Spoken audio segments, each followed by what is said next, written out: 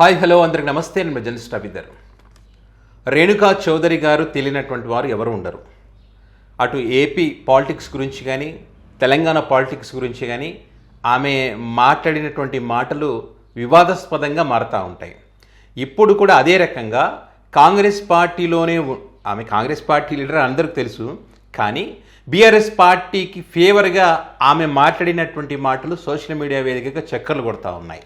So ఏం మాట్లాడింది ఏందన్న దానికి ముందు ఇక్కడ ఈ 2028లో ఎలక్షన్స్ తెలంగాణ రాష్ట్రంలో జరగబోయేటువంటి ఎన్నికల్లో ఖచ్చితంగా మేమే గెలుస్తామని చెప్పి తెలంగాణ రాష్ట్రంలో ఉన్నటువంటి అన్ని పార్టీలు బీజేపీ, బీఆర్ఎస్, కాంగ్రెస్ పార్టీ మేకపోతు గాంభీర్యాన్ని ప్రదర్శిస్తూ ఉన్నాయి.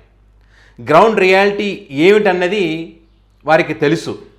అయితే ఇక్కడ ప్రధానంగా అధికారంలో ఉన్నటువంటి కాంగ్రెస్ పార్టీ ఇప్పుడు ఈ మధ్య సవాల్ విసిరారు.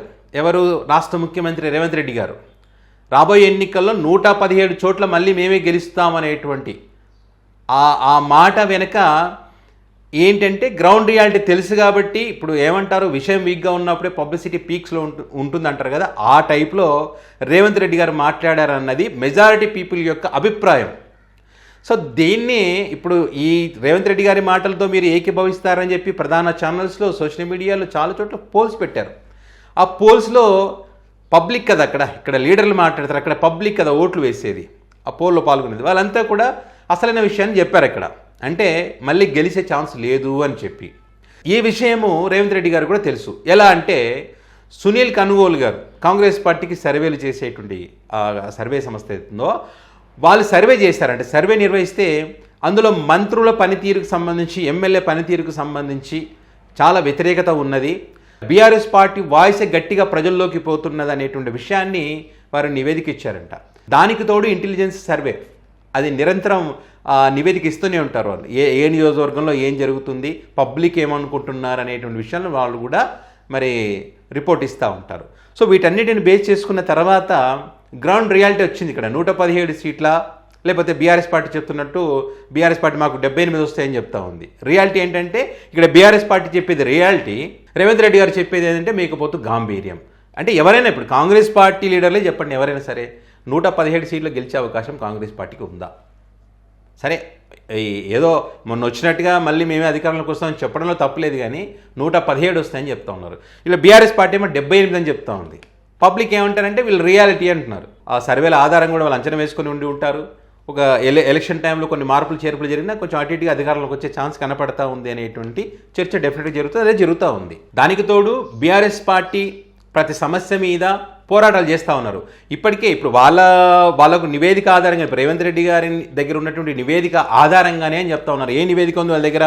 అవినీతి పైన కానీ, ఈ కన్నెపల్లి పంపోసుకు సంబంధించి కానీ, కాళేశ్వరం పైన కానీ, సంక్షేమ హాస్టల్కి సంబంధించి యూనిఫామ్లకు సంబంధించిన విషయంలో కానీ, ఇట్లా ఒకటేమిటి 10 రకాల అంశాలపైన బీఆర్ఎస్ పార్టీ గట్టిగానే ఫైట్ చేస్తూ ఉంది. ప్రజల్లోకి గట్టిగానే వాయిస్ తీసుకుపోతుంది. ప్రజల్లో కూడా గట్టిగానే చర్చ జరుగుతూ ఉన్నది.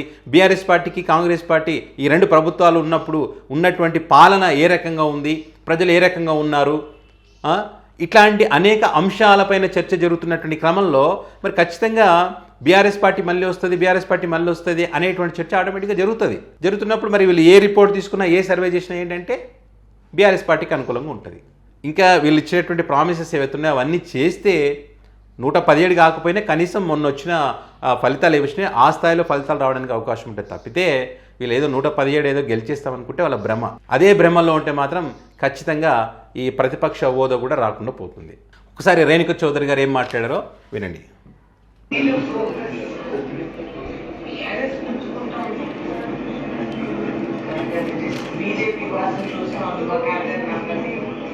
పక్షులే కాబట్టి వాళ్ళు తీసుకునే వాళ్ళ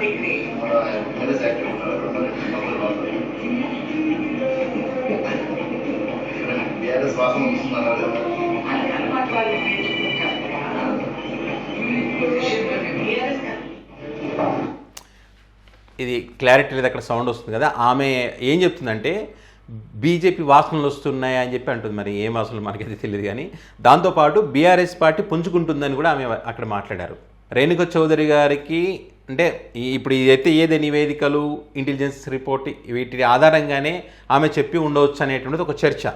సో బీజేపీ పార్టీ అనుకున్నంతగా పర్ఫార్మెన్స్ చేయలేకపోతా ఉన్నది. మరి బీఆర్ఎస్ పార్టీ అయితే ఈ ప్రజా సమస్యల మీద పోరాటం చేస్తూ ఉంది. దానికి తోడు కాళేశ్వరం ప్రాజెక్టు విషయంలో నీళ్ళన్న వదులు, లేకపోతే దానికి సంబంధించిన అవినీతి ఉందంటే అవినీతికి సంబంధించిన బయట పెట్టుంటే అది కూడా చెప్పలేనటువంటి పరిస్థితిలో రేవంత్ రెడ్డి గారు ఉన్నారు.